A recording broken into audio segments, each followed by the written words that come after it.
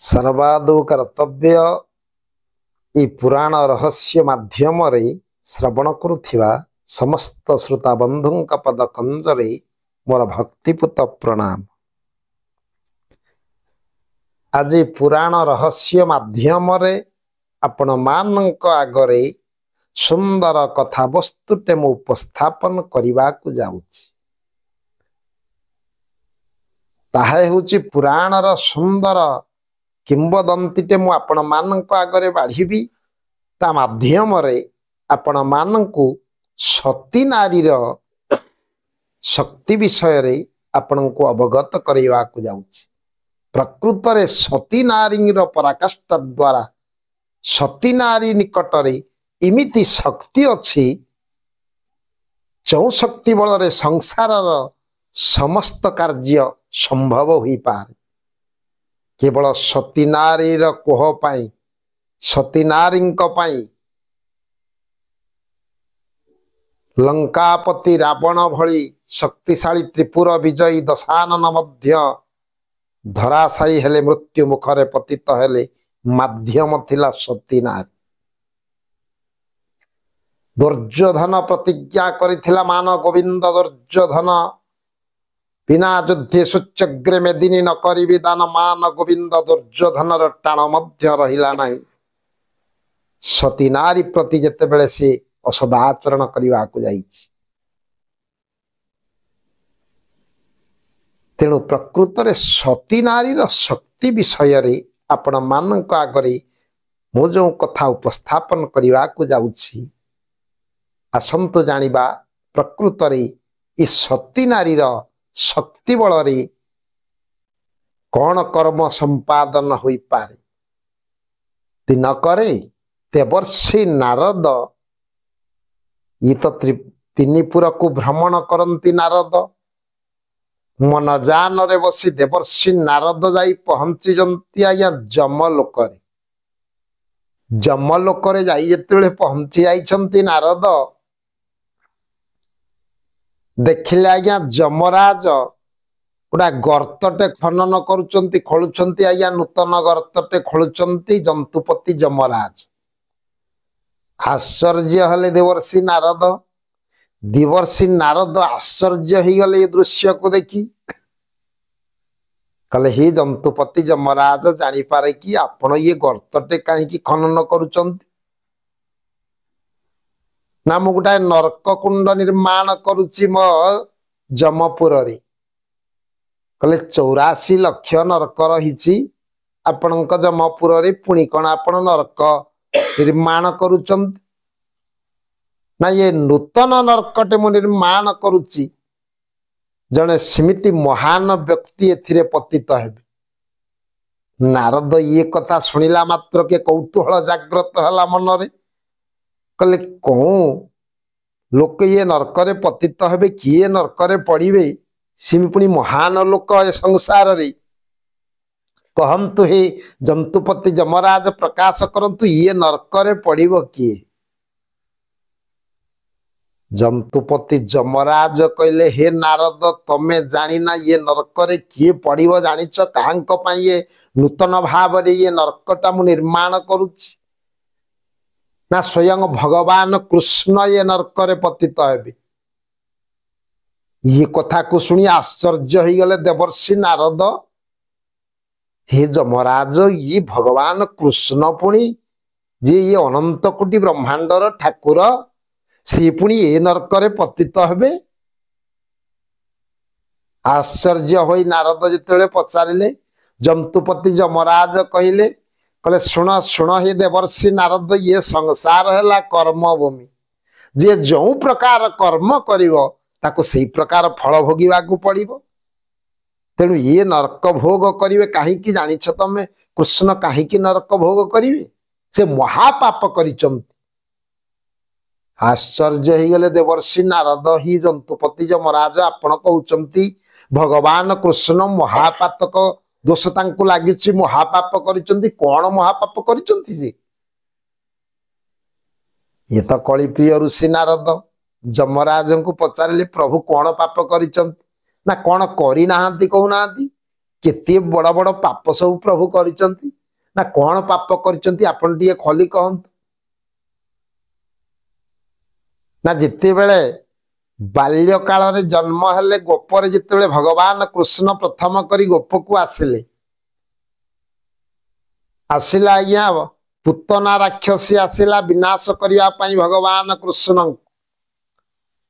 से जड़े नारी थे पदटे मोर मन पड़ुची सुंदर पदरे ये खसी पड़ुसी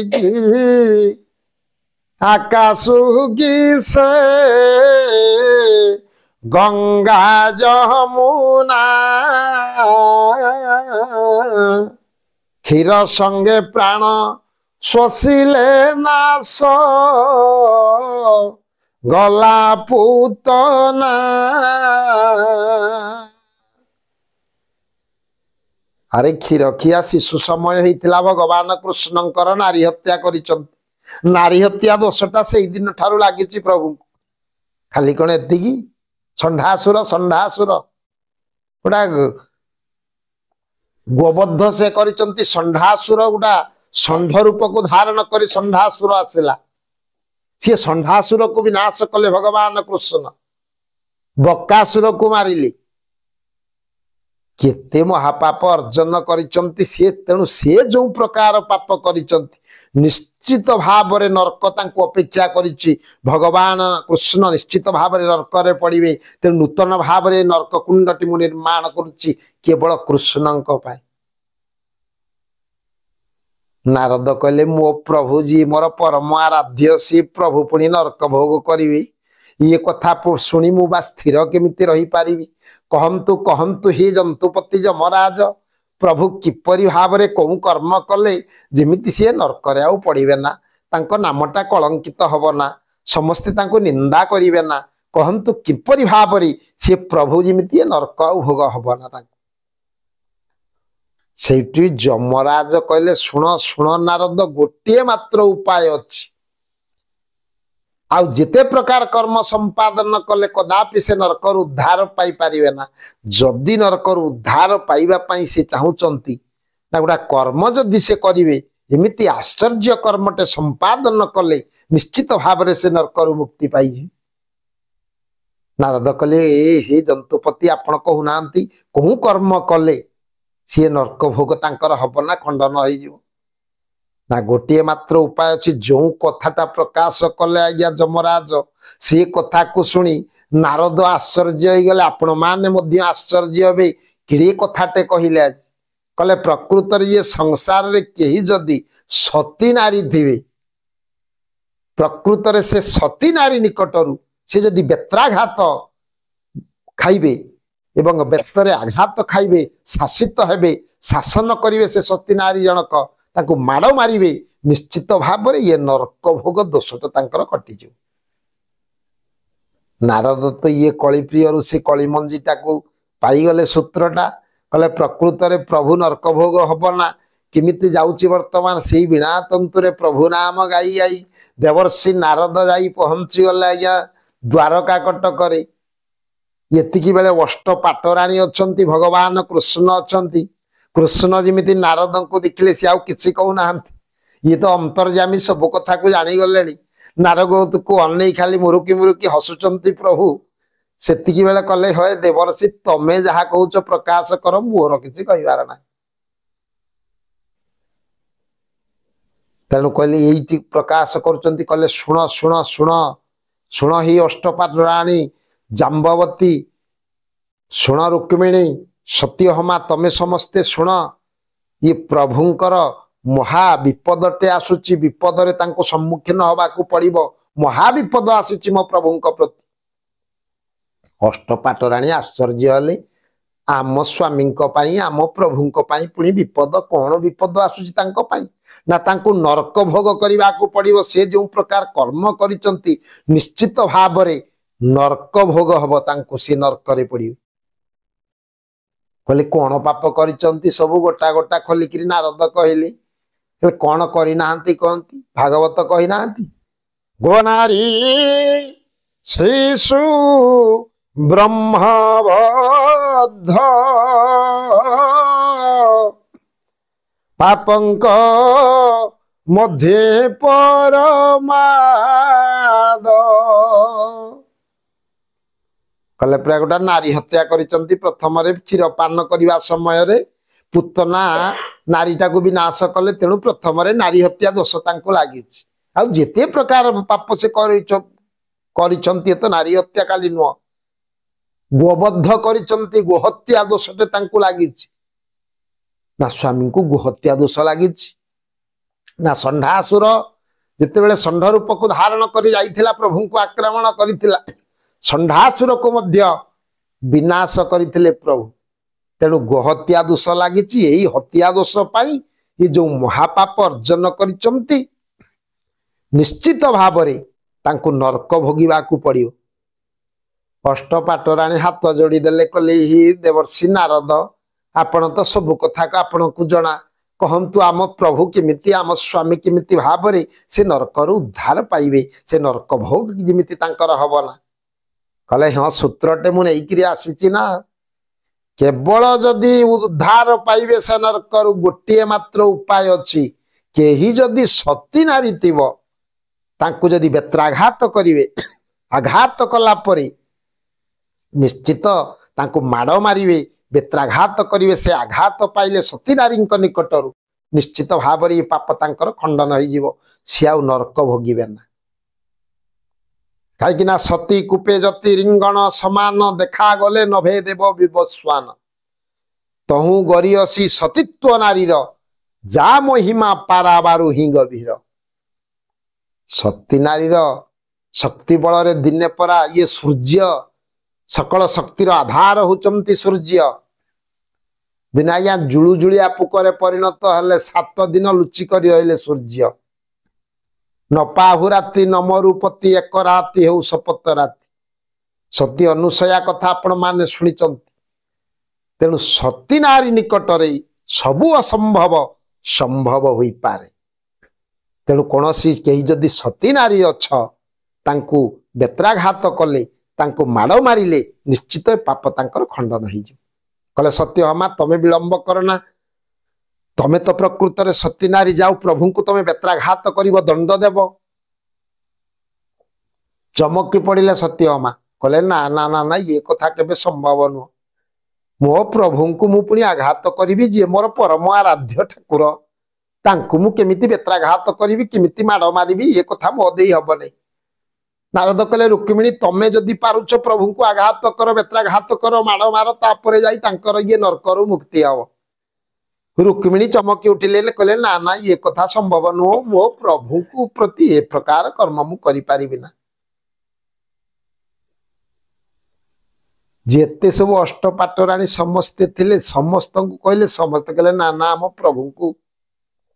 ଆମ ସ୍ୱାମୀଙ୍କୁ କେବେ ଆମେ ବେତ୍ରାଘାତ କରି ଏ ଦଣ୍ଡ ଦେଇପାରିବୁ ନା। କେହି ଆଜ୍ଞା ପ୍ରଭୁଙ୍କୁ ଆଘାତ କରିବା ପାଇଁ ବା ବେତ୍ରାଘାତ କରିବା ପାଇଁ କେହି ରାଜି ହେଲେ ନା। ସବୁ ଛତ୍ରଭଙ୍ଗ ଦେଲେ। ଏତିକି ବେଳେ ଆଜ୍ଞା ଅଷ୍ଟପାଟରାଣୀ ତ ନାହିଁ କରିଦେଲେ, କେହି ତ ପ୍ରଭୁଙ୍କୁ ଦଣ୍ଡ ବିଧାନ କରିବେ ନା। ଏତିକି ବେଳେ ଅନେଇଲେ ଭଗବାନ କୃଷ୍ଣଙ୍କୁ। ଦେବର୍ଷି ନାରଦ କଲେ, ହେ ପ୍ରଭୁ, ଯଦି ଉପାୟ ଅଛି, ଆପଣ ତ ଅନ୍ତର୍ଯାମୀ, ଆପଣ ଉପାୟ କରି ସତୀ ନାରୀ ପାଖରୁ ନିଶ୍ଚିତ ଦଣ୍ଡ ପାଆନ୍ତୁ, ଆପଣ ମୁକ୍ତି ହେବେ। ଏତ ମାୟାଧାରୀ ଠାକୁର ଆଜ୍ଞା କାଳ ବିଳମ୍ବ ନ କରି ନିଜକୁ ନିଜେ ଆଜ୍ଞା ଏ ପାପରୁ ମୁକ୍ତ କରିବା ପାଇଁ ମାୟା ରୂପଟାକୁ ପ୍ରଭୁ ଧାରଣ କଲେ। ଯାହା ମାୟା ଦେବେ ଅଗୁ ଚର, କାହୁ ବୁଝିବେ ନର ଛାର।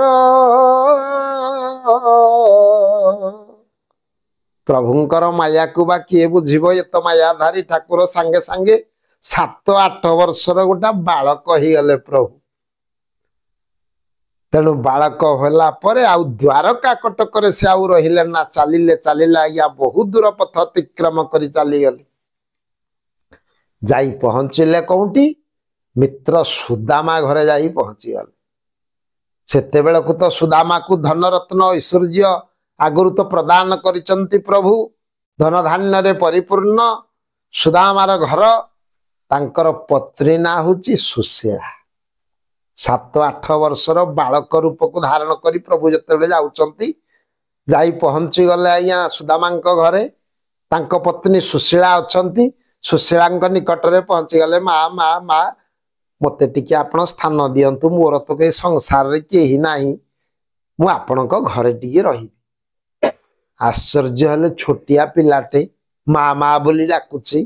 पुणी ये घरे रहिबा पाई ओली करी बसुची बात्सल्य स्नेहटा सुशीला अंतर जाग्रत है कहला ठीक अच्छे पुअरे तू जदि रहिबा पाई चाहूचु आम घरे तू आज ठारू निश्चित रही तेणु आज्ञा से दिन ठारू सुशीला निकटरे 7 8 वर्षर पुओ कहले बापा रे तो नाटा कौन कहले मते परा समस्ते बाटुआ बोली डाकती मो नाटा हूँ बाटुआ तेणु ये बाटुआ नामटा प्रदान करी से दिन ठारू सुशीला निकटरे रही सुशीला कहले रे पुओ आज ठारू तो तू पुओ होइकरी रहिलु आम घरे रहिलु जे हेले मो नीति नियम को मानिकरी चलिबु सबुआडे तू जो बुली जीवु कहले जहा काम दाम कहिबे मु करिवि ना कहले सबु आडे काम दाम जहा कर पछकी मो ठाकुर घर को तू पशिबु नहीं कहले हो माँ तमें जिते मना करुच आ से ठाकुर घर को मु कहीं पशि से दिन ठारू आज्ञा बाटुआ नाम को धारण करी 7 8 वर्षर पिला रहीगले भगवान स्वयं अनंत कोटि ब्रह्मांडर ठाकुर इति अवसर दिन पर दिन जाउची जन्माष्टमी व्रत आसी पहुंचला ये जन्माष्टमी व्रत को समस्त आज्ञा पालन करती सुशीला ये तो भक्तिमती ये मध्य ठाकुरंक घरे ठाकुर बालकृष्ण को रखिचंती किते पूजा उपचार करिचंती से दिन जन्माष्टमी उद्देश्य रे केते व्यंजन प्रस्तुत करी प्रभुंक निकट रे केते पूरी मिठी पलौ मिठाई सब किछि करी प्रस्तुत करी प्रभुंक निकट रे सब रखिचंती सजेई जन्माष्टमी उद्देश्य रे यतिकी बेले ठाकुर घरे पूजा चली जो बाटुआ थिले सदा बेले तो सेबारे लगुच जदि गाधोइया सुशीला जाती ताको पालटा वस्त्र को लेकिन आज्ञा सुखई दबा काटी धोई आनिबा ये सब काम को जिते सुशीला बारण कले मध्य बाटुआ लागिचंती आज्ञा सेबारे तेणु से दिन जन्माष्टमी केते प्रकार भोग करी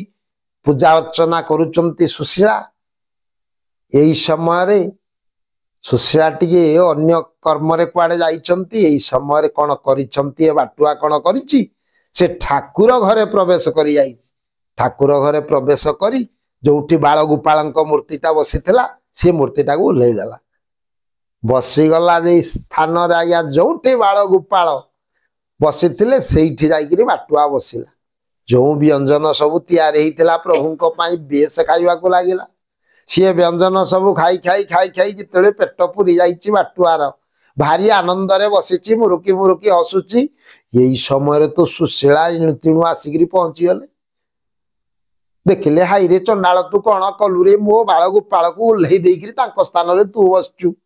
सबू भोग गुड़ाक मोर खाईदेलुनी मारा कलुनी कि कौन कलु रे तू उल्लई आसी रे जेते कहले बाटुआ अनौचे सुशीला को मुरुकी हसुची जमा शुणुनी कहला उल्लई आरे चंडाल जहा करिचु पुणी ये भोगटा को मोर मारा कलु पुणी मो बाल गोपाल को तल को देइछु अरे जहा को सी संबोधन करुचंती जहा को उत्सर्ग करुचंती ये भोग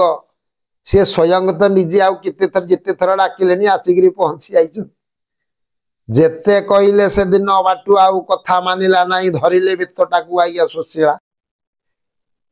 सुशीला बेतटा को नहीं जिते आघात करिचंती आइया बाटुआ दिहरे बारंबार प्रहार करिचंती कहीं कहीं होई बाटुआ से दिन कांदेला गला मालो किते आघात करुचु भारी कष्ट होची आउ तो घरे रहिबी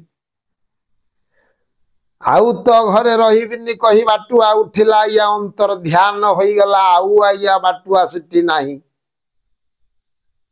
मनटा उणा हला सुशीलार बहुत दिन रु पिलाटा थिला कोन टिके भूल करदला ताकू किड़ी माड़ मारिली से गला कुआडे बाटुआ बाटुआ डाकिले आउ बाटुआ से दिन कई सुनला ना इते बेल को मन उणा करी एणे तेणे खोजिबा समय द्वारटा को जतले मुख्य द्वार खोली देइचंती सुशीला देखिले अष्ट पाटराणी द्वारका कटकरू जाई तांको घर आगरे छिड़ा होइचंती आज्ञा हाथ जोड़िकी सुशीला को जिमिति देखिचंती सब प्रणाम कले कले तमे टिके आशीर्वाद आमको दियो पदरेणु दियो तमे आज केड़ी कर्म कल सुशीला आश्चर्य कि मु कौन कली अरे मु तो मो घरे थिली बाटुआ को खोजी खोजी मु आसुची तमे माने कहूच आशीर्वाद कर मुझे कौन करछि तमे कौन कहूच मु किछि बुझी पारु सहीटी अष्ट पाटराणी कहले आम स्वामी को तमे मुक्त करदेल मुक्ति देदेल आम स्वामी को नरक भोगरु तमे मुक्ति देदेल तमे हेउच प्रकृत रे सदस्वादि किरे महान तमे धन्य धन्य तमर महिमा